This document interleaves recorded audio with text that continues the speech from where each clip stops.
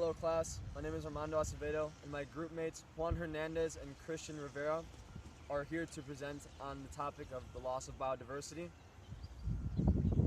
So this problem affects the environment, especially the animals as well as humans. Basically, loss of biodiversity is the result of us not taking care of the earth. It happens naturally sometimes, however, the big loss of biodiversity happens directly from human interaction within the environment. This video mainly aims to inform the class and people in general of how the loss of biodiversity can affect the environment and human life. The video also aims to provide examples and solutions to the loss of biodiversity, as well as the Church's opinion through its encyclical letter, Laudato Si'. Biodiversity is important to the environment, and it's important to human well-being. If we cannot sustain the biodiversity that we have, or promote the biodiversity, and we take the same path that we are going on now, we may not be able to share or provide the biodiversity for future generations. Hi, my name is Mando and our problem is loss of biodiversity. So an example of loss of biodiversity, especially in Wisconsin, would be in May 2004, the Milwaukee Metropolitan Sewage District allowed the release of 4.6 million gallons of wastewater into Lake Michigan in an effort to not fill the deep tunnel, which would cause then people's basements to get flooded. So by doing this, Chicago is also affected, and they didn't want to get affected by the pollutants and wastewater, so they considered suing Wisconsin, the city of Milwaukee. And the environmental impacts of this, especially in the case of loss of biodiversity, would be the wastewater causing damage to ecosystems within Lake Michigan. As you know from our science class, wastewater is very dangerous, and if it can get in contact with groundwater, it can contaminate it, thus making the groundwater not usable. However, through water treatment plants, such as the MMSD, we can make wastewater into drinkable water. The loss of biodiversity is imminent around the world. In fact, it is way worse, especially around the world. For example, there is always going to be deforestation, and that's a very big topic within the loss of biodiversity. Deforestation in the Amazon. Another example is how some solutions can also come up with problems, especially eucalyptus trees, as they require lots of groundwater, thus making them sustainable by being able to grow a lot. However, it does take away groundwater from other plants. In the case of loss of biodiversity in water ecosystems, oceans and lakes can experience deoxygenation, acidification, and warming, and this could cause great damage to various ecosystems within the water. Another example is the BP oil spill, which is huge when it comes to loss of biodiversity, as it destroyed coral reefs, as well as killed many animals and plants. In the case of loss of biodiversity with forests play an important role in maintaining habitats and ecosystems. Basically, a loss of forests equals a loss of many species.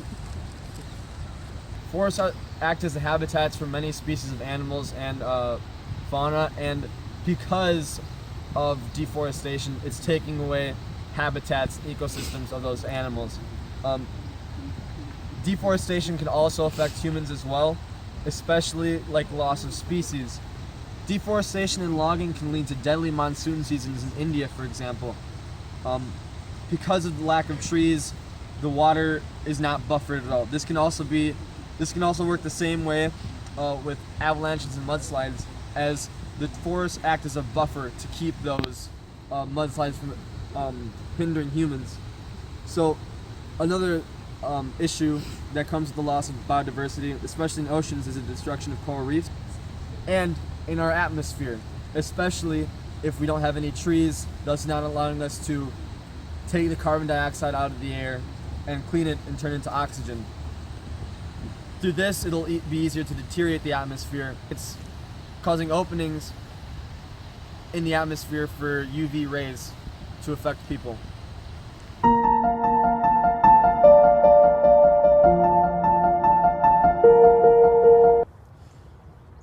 The loss of biodiversity presents an obvious issue for the environment and one that needs to be thoroughly addressed and dealt with.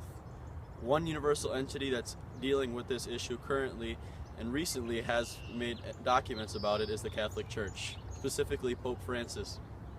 Pope Francis's encyclical Laudato Si deals with the issue of cherishing our resources in two outlooks. The first is using these resources for future use in their undiscovered nature. He has a quote from Laudato Si that says, "The Earth's resources are also being plundered because of short-sighted approaches to the economy. Commerce and production, the loss of forests and woodlands entails the loss of species which may constitute extremely important resources in the future, not only for food but for curing diseases and other uses. Different species contain genes which could be key resources in years ahead for meeting human needs and regulating environmental problems." That was verse 32. What Francis is saying here is, how can we use these things in the future, and what could those things possibly be used for that we have not yet discovered? Also, he says we need to look at to address this on these future generations might be able to utilize these resources in different ways that we have not discovered, and that's the way we need to address it and look at our resources and how we should save them and make sure that we ensure their future use. The second outlook is asking us to respect our resources because they are God's creation and they are beautiful, and every human has the right to witness it, and we can't take that away from them by utilizing all our resources and exploiting them so early in our time here on this earth. Pope Francis directly says, "It is not enough, however, to think of different species merely as potential resources to be exploited, while overlooking the fact that they have value in themselves. Each year sees the disappearance of thousands of plant and animal species which we will never know, which our children will never see, because they have been lost forever. The great majority become extinct for reasons related to human activity. Because of us, thousands of species will no longer give glory to God by their very existence, nor convey their message to us. We have no such right." Here Francis is saying and insinuating that we need to look at our resources more existentially. We need to look beyond the fact that they are physical beings and that they are also creatures of God that are joining us here on this earth, and that we need to respect them in that sense and also respect them as God's creation and allow our future generations, our children and grandchildren, to see these.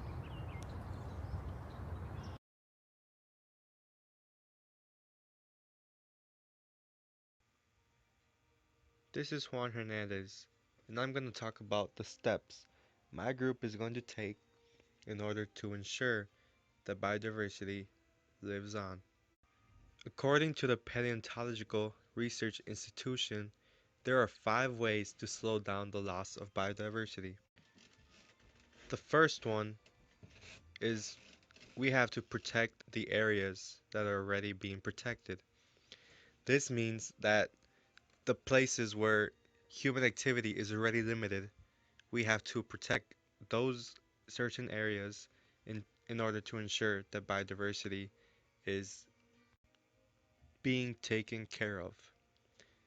An example of this would be clearing out a part of a stream where a lot of animals go to drink. The second step is the prevention of new species. This means that we must be against the invasive species. The government is already prohibiting bringing in foreign plants and animals without authorization. They even go as far at times to look under people's feet at the airport just in case they don't have any extra grass or any extra plants under the footsteps. The third step, simple but effective, is informing and educating the public. The more people know about the loss of biodiversity that's happening, the more people can work to show that they care and to show that they could do something about it. The fourth step is to slow climate change. This means that we must take cautious steps toward limiting our release of greenhouse gases into the atmosphere. Climate change has caused a number of extinctions before, and we must ensure that the plants from now to the future still live. An interesting example given by Dr. Barry Brook in Australia said that we must mitigate climate change and promote wildlife by introducing nuclear power plants. He says we must use nuclear power plants because they take up less space and generate more power compared to wind and solar energy. As I quote from one of the articles written by Dr. Barry Brook, he says that while wind energy can generate 2 watts per meter squared and solar energy can generate about 40 watts, nuclear energy can generate about tens of thousands of watts, while all the while taking less space than wind and solar energy. This less space allows for more space for animals and plants. The final way we could slow down the loss of biodiversity is to promote sustainability of agriculture. This means going out and about into the community and promote the already sustainable crops we are having. We can also promote sustainability of agriculture by planting crops of our own. For the advocacy, I am planning on writing a letter to Mayor Tom Barrett listing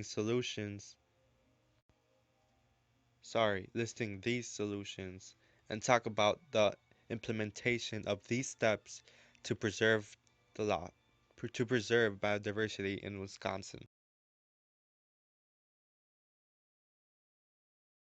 This issue has changed our day-to-day lives because we now know the effects of loss of biodiversity can have on the environment.